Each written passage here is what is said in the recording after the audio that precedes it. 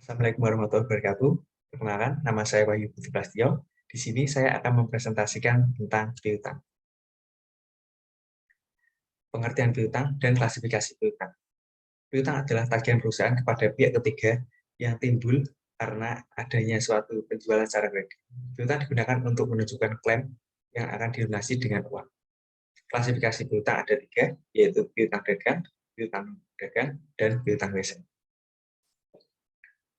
Piutang dagang. Piutang dagang adalah tagihan perusahaan kepada pelanggan sebagai akibat adanya penjualan barang atau jasa secara kredit yang tidak disertai surat perjanjian yang formal, akan tetapi karena adanya unsur kepercayaan dan kebijakan perusahaan. Piutang dagang adalah tagihan perusahaan kepada pihak lain atau pihak ketiga yang timbul atau terjadi bukan karena adanya transaksi penjualan barang atau jasa secara kredit. Yang termasuk piutang non-dagang sebagai berikut: piutang biaya, piutang penghasilan, uang muka pembelian, dan piutang lain-lain. Piutang wesel adalah tagihan perusahaan kepada pihak ketiga atau pihak lain yang menggunakan perjanjian secara tertulis dengan wesel atau promise. Secara tertulis ini dimaksudkan agar piutang tersebut memiliki kedudukan yang lebih kuat, jadi tidak hanya berdasarkan atas kepercayaan saja. Prosedur pencatatan piutang dagang. Syarat pembayaran 2/10 N/30. 2/10 artinya akan mendapatkan potongan 2% apabila pelanggan membayar piutang dalam jangka waktu 10 hari dari tanggal transaksi. N/30 artinya batas pembayaran dari pelanggan 30 hari dari tanggal transaksi. Prosedur pencatatan piutang dagang. Transaksi yang mengakibatkan mutasi piutang. 1 yaitu penjualan kredit, dokumennya, faktur penjualan, mutasinya menambah. 2. Retur penjualan, dokumennya, memo kredit, mutasi piutang mengurangi. 3. Transaksi penghapusan piutang, dokumennya bukti memorial, mutasi piutangnya mengurangi.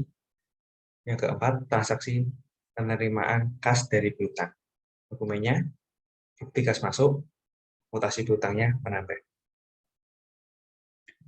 Membuka data mutasi piutang ke masing-masing kartu piutang. 1. Pencatatan transaksi penjualan kredit. Transaksi penjualan kredit dicatat dalam jurnal penjualan dengan metode akun piutang dagang dan mengkredit akun penjualan sebagai berikut. Jurnal penjualan tanggal 20 Maret 2016, nomor bukti F05, keterangan debit piutang dagang kredit penjualan sebesar 1 juta. Yang kedua, pencatatan transaksi retur penjualan. Transaksi retur penjualan dicatat dalam jurnal memorial dengan mendebit akun retur penjualan dan mengkredit akun piutang dagang. Jurnal memorial tanggal 23 Maret 2016, keterangan retur penjualan sebesar 800.000 di debit, piutang dagang sebesar 800.000 di kredit. Yang ketiga, pencatatan transaksi penerimaan piutang dari debitur. Transaksi penerimaan piutang dari debitur dicatat dalam jurnal penerimaan kas dengan mendebit akun kas dan mengkredit akun piutang dagang. Jurnal penerimaan kas tanggal 25 Maret 2016, nomor bukti BKM 111, keterangan toko debit kas sebesar 1 juta dan kredit piutang dagang sebesar 1 juta.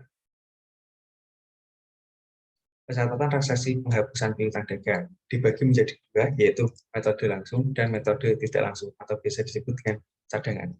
Metode penghapusan piutang langsung adalah metode penghapusan piutang dengan cara menunggu sampai diperbolehkan kepastian bahwa piutang tersebut benar-benar tidak dapat ditagih tanpa perlu dibuat estimasi terlebih dahulu. Metode tidak langsung atau cadangan. Dalam metode cadangan, setiap akhir periode dilakukan penaksiran terhadap piutang yang dimiliki perusahaan sehingga diperoleh taksiran kerugian dari piutang yang disanksikan dapat diterima pembayarannya. Berikut tabelnya untuk lebih jelasnya. Nomor 1, penghapusan piutang. Metode langsungnya, jurnalnya yaitu beban kerugian piutang pada piutang dagang. Metode cadangan, cadangan kerugian piutang pada piutang dagang. Yang kedua, diterima kabar bahwa debitur akan membayar utangnya. Metode langsungnya, piutang dagang pada beban kerugian. metode cadangan piutang dagang pada cadangan kerugian piutang. Yang ketiga, penerimaan pelunasan piutang yang telah dihapus. Metode langsungnya yaitu kas pada piutang dagang. Metode cadangannya kas pada piutang dagang. Yang keempat yaitu penaksiran kerugian piutang pada akhir periode. Metode langsungnya jurnalnya tidak ada. Metode cadangan jurnal yaitu beban kerugian piutang pada cadangan kerugian piutang. Yang kelima yaitu penerimaan kembali piutang yang telah dihapus pada periode pembukuan yang berbeda. Metode langsungnya jurnalnya yaitu piutang dagang atau kas pada penerimaan kembali piutang yang telah dihapus. Metode cadangannya piutang dagang atau kas pada cadangan kerugian piutang. Untuk lebih jelasnya, saya akan memberikan contoh soal. Pada tanggal 31 Desember 2016, PT Cahaya Surya Abadi menetapkan taksiran kerugian piutang sebesar 10 juta rupiah. Transaksi yang terjadi selama tahun 2017 antara lain sebagai berikut. Tanggal 8 Januari 2017 dijual barang dagang kepada toko Mitra Abadi sebesar 15 juta rupiah dengan syarat 2/10 N/30. Tanggal 12 Februari 2017 diterima pelunasan piutang dari toko Subur sebesar 3 juta. Tanggal 15 April 2017 diterima kabar bahwa toko Mitra Abadi mengalami kebakaran dan jatuh palit. Diputuskan untuk piutang kepada toko Mitra Abadi sebesar 15 juta dihapuskan. Tanggal 1 Mei 2017 diterima kabar bahwa debitur toko Sukses Makmur yang telah dihapus pada tahun 2016 sebesar 10 juta akan dilunasi. Tanggal 5 Mei 2017, debitur toko Sukses Makmur melunasi utangnya sebesar 10 juta rupiah. Tanggal 26 Juli 2017, toko Mitra Abadi datang ke perusahaan melunasi piutang yang telah dihapus pada 15 April 2017 karena telah mendapatkan ganti rugi dari perusahaan asuransi. Untuk jurnal yang pertama adalah sebagai berikut. Tanggal 31 Desember 2016, yaitu beban kerugian piutang sebesar 10 juta pada cadangan kerugian piutang sebesar 10 juta. Kita kembali ke soal sebelumnya. Transaksi yang terjadi pada 2017 antara lain sebagai berikut. 8 Januari 2017 dijual barang dagang sebesar 15 juta kepada toko Mitra Abadi dengan syarat pembayaran 2/10 N/30. Untuk tanggal 8 Januari 2017 yaitu metode langsungnya piutang dagang pada penjualan sebesar 15 juta rupiah. Metode cadangannya yaitu piutang dagang pada penjualan sebesar 15 juta rupiah. Untuk soal berikutnya, 12 Februari 2017 diterima pelunasan piutang dari toko Subur sebesar 3 juta rupiah. Untuk jurnalnya yaitu kas pada piutang dagang sebesar 3 juta rupiah untuk metode langsungnya. Untuk metode cadangan yaitu kas pada piutang dagang sebesar 3 juta rupiah. Untuk transaksi tanggal 15 April 2017 diterima kabar bahwa toko Mitra Abadi mengalami kebakaran dan jatuh palit. Diputuskan untuk piutang kepada toko Mitra Abadi sebesar 15 juta dihapuskan. Untuk jurnalnya yaitu tanggal 15 beban kerugian piutang pada piutang dagang sebesar 15 juta rupiah pada metode langsung. Untuk metode cadangannya yaitu cadangan kerugian piutang sebesar 15 juta rupiah dan piutang dagang sebesar 15 juta.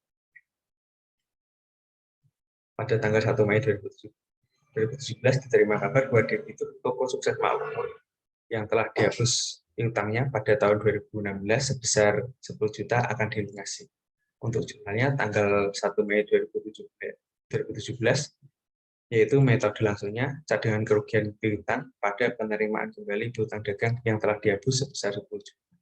Untuk metode cadangannya yaitu piutang dagang pada cadangan kerugian piutang sebesar 10 juta. Selanjutnya, tanggal 5 Mei 2017, debitur toko Sukses Makmur melunasi utangnya sebesar 10 juta rupiah. Untuk jurnalnya, metode langsungnya yaitu kas pada piutang dagang sebesar 10 juta rupiah, dan metode cadangannya yaitu kas pada piutang dagang sebesar 10 juta rupiah. Untuk soal berikutnya, toko mitra abadi datang ke perusahaan melunasi piutang yang telah dihapus pada 5 April 2017 karena telah mendapatkan ganti rugi dari perusahaan asuransi. Untuk jurnalnya, pada metode langsung yaitu kas pada beban kerugian piutang sebesar 15 juta rupiah, dan metode cadangannya yaitu kas pada cadangan kerugian piutang sebesar 15 juta. Sekian presentasi dari saya. Apabila ada salah-salah tutur kata, saya mohon maaf yang sebesar-besarnya. Wassalamualaikum warahmatullahi wabarakatuh.